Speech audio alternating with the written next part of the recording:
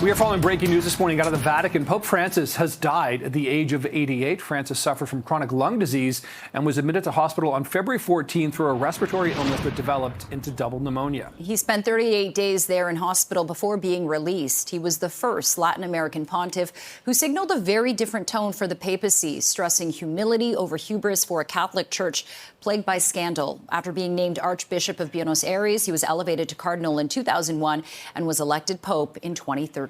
And for more on the Pope's legacy, we're joined live this morning by U of T anthropology professor Valentina Napolitano, who is in Italy. Appreciate your time this morning here. Hearing this news, we'd seen, of course, the Pope's, health sort of declining over the last several months here. I wonder if you can describe, when you heard this in Italy this morning. Of course, Rome is right there as well. What was the sort of reaction that you noticed?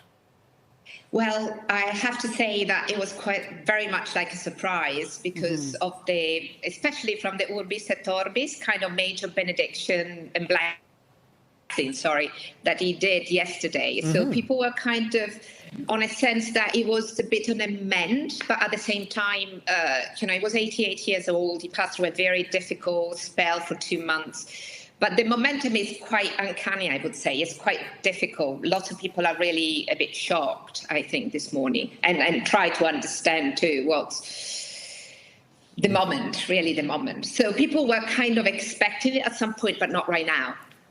And Valentina, if you can look back on his career since being elected Pope in 2013, kind of the milestone moments for Pope Francis and all the things he did as Pope, what are some of the things that stand out to you?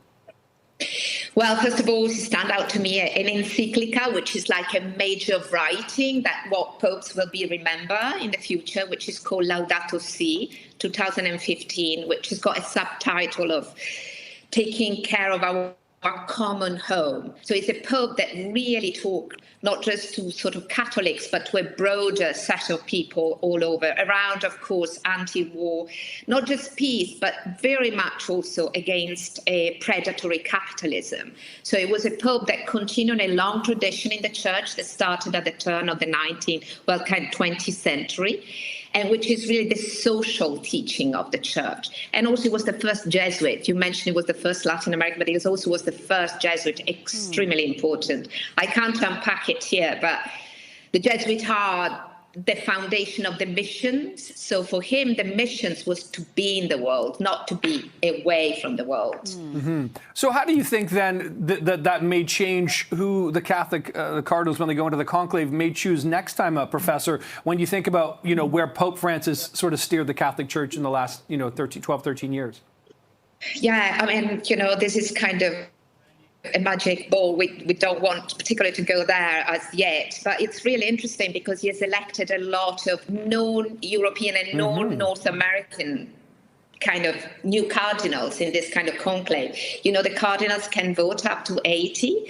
And so the kind of conclave, which is like the parliament in kind of secular way, the parliament of the governance of the church, has changed incredibly. Yet all these people from different parts of the world don't really know each other very well. So in the past, we had other conclaves where people knew each other already. So it's going to be really an open, and for us also as a kind of thinker academics, and it's a lot to think in the next few weeks, what could be the different accents, political accents. But there is just a small thing I wanted to say. Today I went in check, and it's the saint of St. Lazarus today. So he died on Easter Monday, on a saint, which is about resurrection of the ordinary people. So I thought it was so interesting today too. So I wanted also to ponder about today. Yeah, absolutely. I'm sure many Catholics around the world are looking at the significance of his passing being on this Easter weekend. And last question for you, Valentina, what can we expect in terms of the ceremony for the Pope's funeral and the scenes we're expected to see at St. Peter's Square over the next few days? Yeah, I think, I don't know, there is a kind of protocol for sort of the death of the Pope, which is kind of quite standard at one level, but I would not be surprised if he's left some requirement for his own kind of state. He's the head of a state. That's what is unique of a Pope. He's the only religious leader who is actually head of a state, of a nation state. So there is a protocol, and yet I'm pretty sure he has left something about being somehow different and much closer to the people, and giving a message of kind of opening rather than just somberness of the end. That's my feeling. I'm guessing now. We are in a guessing territory. So we need to look out for symbology, for words, for what is going to be said within a very kind of classic protocol of the kind of state dignitary funeral. Yeah. And it's going to be a very, I think a lot of people are going to attend, a lot of head of states, so Rome right now is going to be a very charged space right now for the next few weeks. Yeah, absolutely. All right.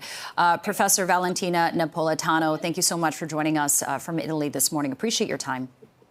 Thank you very much to you, and have a nice day. Bye.